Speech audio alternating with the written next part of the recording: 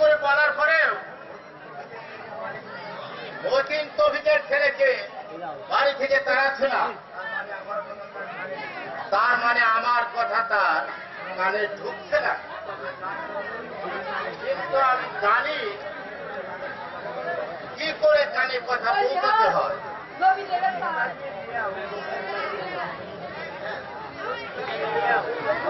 তাড়িয়ে দিয়া আপনি যান, মতিনকে আমার দ্বারে পাঠিয়ে দিন। আমি দেখতে চাই ও কত গভীর দলের মা। আমি চাইতেছি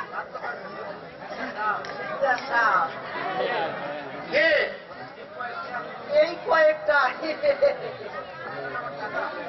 এর জন্য আবার টাকা এর লাগে না। আপনার খাইয়া যখন আমি পাইতে আছি আরাম দুইটা সময়টা যে আমারে ফালাইয়া কই গেল, আমার কিছু ভালো লাগে না। যান, পরে পাবেন। আর জায়গা পরে গিয়ে পরে থাকে জানি আবার মতিন মিয়া মাথা গজিয়েছে তোমার। 2 দিনের মধ্যে যদি বাড়িতে তুমি না করো, আমি তোমাকে ভিটে বাড়ি উচ্ছেদ করে এই গ্রাম থেকে তাড়িয়ে দিব। শিক্ষা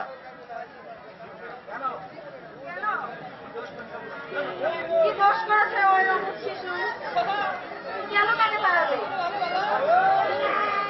সরল সহজ মানুষ ছবি সে খুন হলো তোমার চক্রান্তে। রতনের মতো একটা ছেলেকে বিনা অপরাধে ছেলে পাঠালে, এখন একটা অমুক শিশু মানে তাকেও তুমি সহ্য করতে পারছো না কেন বাবা? একদিন ওই কালকেউটার বাচ্চা ওর বাবার খুনের প্রতিশোধ দিবে, কিন্তু সে সুযোগ আমি দেব না। তা দেবে কেন? তুমি তো শান্তি চাও না, তুমি চাও সারা গ্রামে আগুন জ্বলে উঠুক। হ্যাঁ হ্যাঁ, সারা গ্রামে আগুন জ্বলে উঠুক। সেই তপ্ত আগুন লেলিহা শিখায় তোমাদের শেষ চিহ্ন পুরে ছাই হয়ে যাও। আগুনের শিখায় সবাই পুড়ে মরলেও তুমি রেহাই পাবে না, তুমিও ঝলসে যাবে। শিখা, আমার ধৈর্যের মাছ কিন্তু ভেঙে যাচ্ছে। সবে তো শুরু। একটা সত্য কথা শুনে রাখো, বিনা দোষে তুমি যাকে জেলে পাঠিয়েছ সেই রতনের হয়ে আমি হাইকোর্টে আপিল করেছি, খুব শীঘ্রই সে মুক্তি পাবে। শিখা, আমার জাত শত্রুকে তুই জেল থেকে মুক্তি করে আনছি, রতন ফিরে আসলে ও তার বাবার খুনের প্রতিশোধ দিবে। যে কোনো সন্তান তার বাপের প্রতিশোধ নেবে, এটাই স্বাভাবিক। তুই যে পরিণাম ভেবে দেখেছিস, তোকে নিজের কন্যা বলে আমি ক্ষমা করে দিলাম। এই মুহূর্তে তোকে বের করে দেব। দুঃখ নেই বাবা, এই পাপপুরি থেকে চলে যেতে পারলে অনেক শান্তি পাবো। এক মুহূর্তে তোর মুখ আমি দেখতে চাই না, তুই চলে যা। আজ থেকে এই বাড়ির দরজা তোর জন্য বন্ধ। হ্যাঁ বাবা, যাবো, এক্ষুনি যাবো।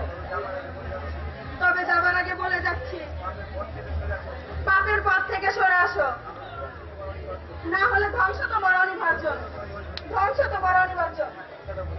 কথাটা মনে রাখো। ঠিক আছে। শত্রু জন্মেছে আমার অরসে।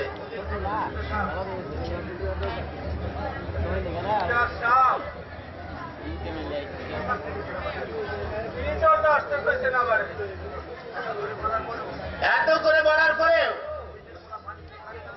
অভিযোগ বলে মালিককে তাড়িয়ে দাও না কেন? তাড়িয়ে দিলে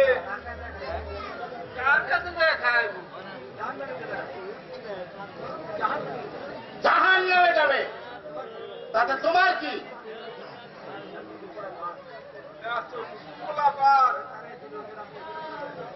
তাড়িয়ে দিলে রাস্তায় করে মরে থাকবো। আদেশ আপনি ফিরে এলে চিন্তা সাপ পরে আমি দাঁড়াইতে পারবো না। ও সোজা কথায় তুমি রাজি হবে না মতিন মিয়া? তুমি কি জানো তোমার উপর নির্ভর করছে তোমার মেয়ের সুখ, আর আমার উপর নির্ভর করছে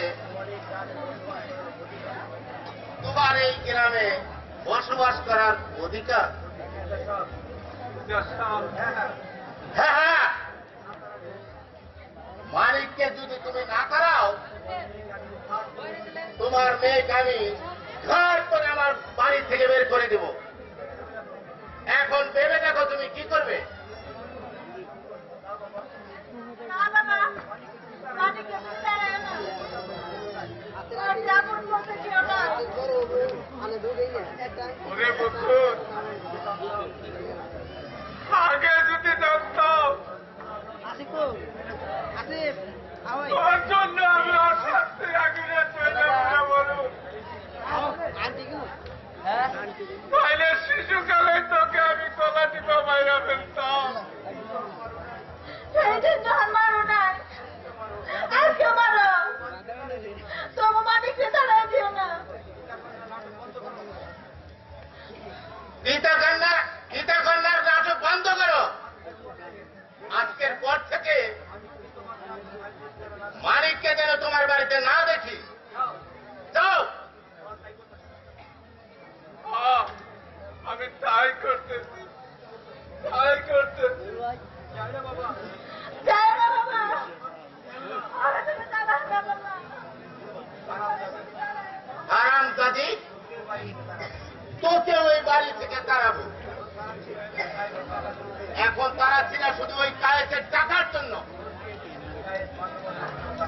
তোর জন্য শুধু মাসে মাসে কায়েস আমাকে টাকা পাঠাচ্ছে।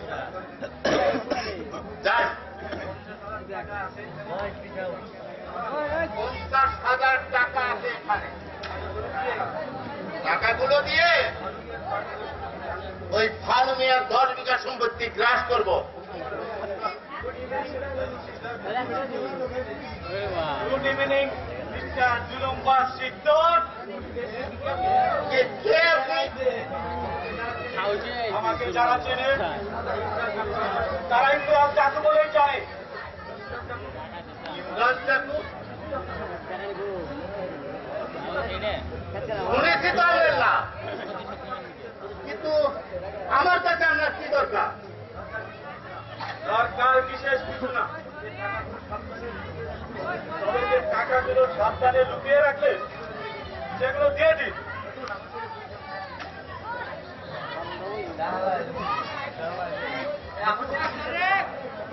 দেখুন, আমার ছেলে পুলিশ অফিসার। আজ সকালে আমার খোঁজে সখীপুর চলে গেছে, তাই তো আমি তার চোখ ফাঁকি দিয়ে এখানে চলে এলাম। দিন, তাড়াতাড়ি দিন। আমি এক জায়গায় বেশিক্ষণ সময় নষ্ট করতে চাই না। আপনি কি জানেন সদর থানার সমস্ত দারোগা পুলিশ সব আমার হাতে? একটা ফোন করলে সদর থানার সমস্ত দারোগা পুলিশ এসপিডিসি সব আমার হাতে। সদর থানার সমস্ত দারোগা পুলিশ এসপিডি আপনার হাতে? আমার হাতে আছে পুলিশ পুলিশ। অযথা পুলিশ পুলিশ বলে চিৎকার করে লাভ হবে না জুলুম্বা শিকদর।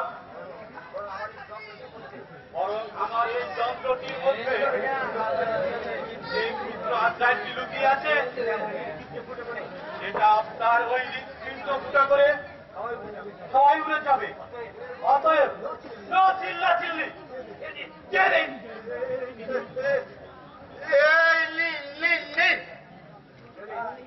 চলি শিকদার সাহেব, চলি।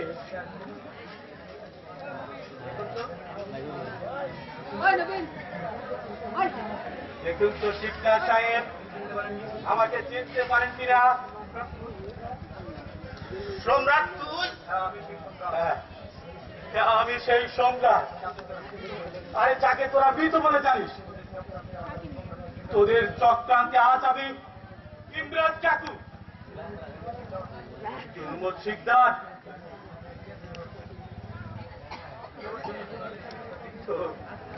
তোর জন্য খুন হয়েছে ওই কবির। এক মরণ পথযাত্রী তবুদের রক্তের কসম দিয়ে প্রতিজ্ঞা করেছিলাম, তার খুনের প্রতিশোধ আমি নেব। আজ সেই প্রতিশোধের আশায় আজও আমি বেঁচে আছি। সম্রাট, এই মুহূর্তে ইচ্ছা করলে আমি তোর ভবলীলা শান্ত করে দিতে পারি, কিন্তু কেন দিব না জানিস? তোদের মতো শয়তানদের পকেট থেকে টাকা নিয়ে এই অসহায় মানুষদের মুখে অন্ন তুলে দিচ্ছি।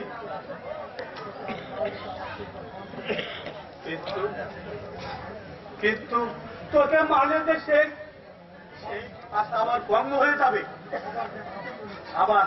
আবার দেখা হবে সিদ্ধ, আবার দেখা হবে চলি।